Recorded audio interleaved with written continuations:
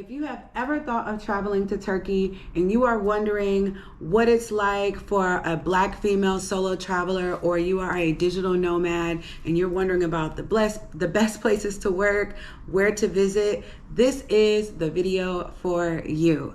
My name is Laila and welcome to my channel, Ooh La La. We are going to talk about that today. If you are interested in other great content about Turkey and digital nomad lifestyle, but solo travel in general, I'm in Mexico right now, so I will be bringing you content on wherever I go. You will want to subscribe to my channel and turn on notifications so that you can stay in the loop on all of the great content that's being shared over here. So what I want to get into today is actually, I saw a really great vlog of a Black woman solo traveler. The name of her channel is The Endless Lifestyle. I will link her video below in the description of my video. She did a really lovely vlog on her trip to Turkey. She went to Cappadocia, Pamukkale, and Istanbul. And I thought I would just add to that conversation by taking it a step further to talk about the top 5 places in Turkey for Black female solo travelers and digital nomads. So stay tuned, let's get into it. The first thing before I talk about the top 5, I want you guys to know what criteria I use to determine that this is a good place for Black female solo travelers and digital nomads. It's super important to understand the criteria whenever someone tells you that a place is the best for this or the safest or their favorite, right? Because you need to just know what went into it. So let's talk a little bit about that. So my first factor is obviously safety and what I call the creep factor. So safety is safety, right? The creep factor is something that mainly only women have to deal with. And in a nutshell, the creep factor is, how comfortably can I walk down the street without being catcalled, touched, groped, or otherwise being approached overly aggressively by some man? Now, we've all been places where there are creeps, right? Globally, there are men in every country who are creeps. But some places it's a little more prevalent than others. So obviously, if we don't feel comfortable walking down the street, that tends to lend itself to us not feeling safe as solo Black female travelers and nomads. So this is why that is included in the safety factor. The second criteria is ease of transportation. So as a nomad, you're often going to a country and you have 2 or 3 various places that you want to hit.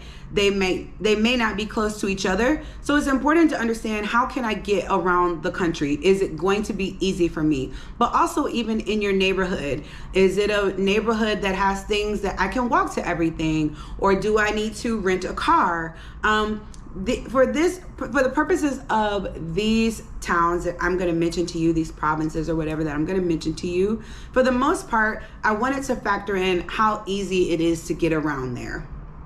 For the third criteria, are the locals warm and friendly? So obviously, as a solo female traveler, you are relying on the kindness of strangers all the time.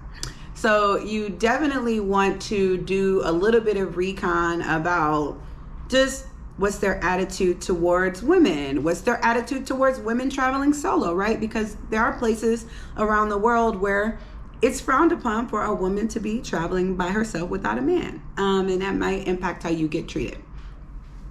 The fourth criteria is, are there things for solo travelers to do? I'm one of those people who I can make anything enjoyable by myself, and I don't normally feel uncomfortable doing anything as a solo traveler. However, there are some places that I have visited in Turkey and in other countries where it just would have been better suited to either have, like a girls trip or a vacation or something. So, those places are better for me, at least, for like a day trip or, an overnight weekend stay or something, not places that I would want to spend a long time. The fifth factor is it cost effective for someone on a solo budget? Obviously, that is going to vary depending on your tastes and preferences, and what you consider cost effective for you. For the most part, in this list, in the context of this list, I tried to pick places that had something for everybody. And one thing I'm going to do as I go through these top 5 is I will tell you where a place might fall short on these criteria, but it doesn't mean they missed the mark completely. And the 6th one is great Wi-Fi, right? That goes without saying. Probably should have been the first one on the list or right after safety. But great Wi-Fi, I don't need to explain why that's necessary for a traveler or a digital nomad. You know about that. All right, so let's get into these places. First up on the list is my first love. The first place that I landed when I got to Turkey. I spent the most time there cumulatively out of everywhere else I was in Turkey, and it is Istanbul. So Istanbul is just whatever vibe you want, right? It's a province of 20 million people, which can get chaotic at times, and it can be a lot. And there's some challenges that come along with that.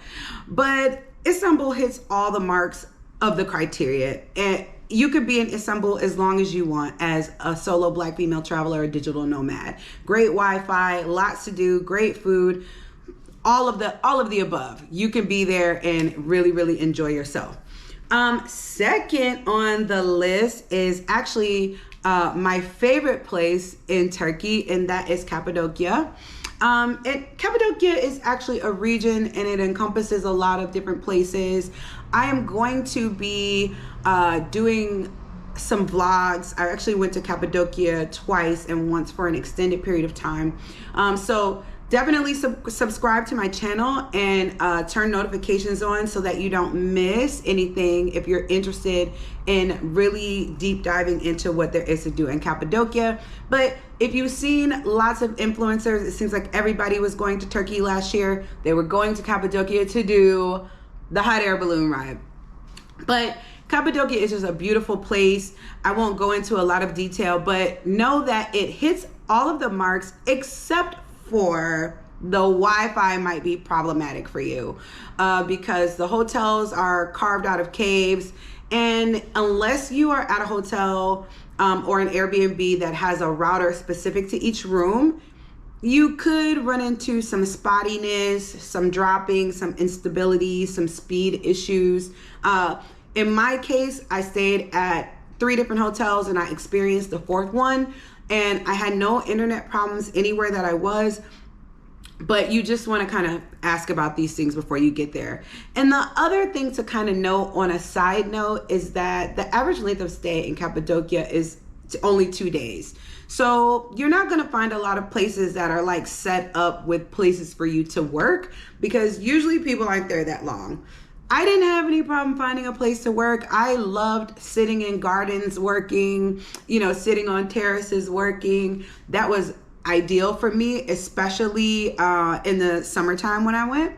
But if you are someone who's going to need a set desk, a nice chair, a full setup, honestly, digital nomad life might not be for you.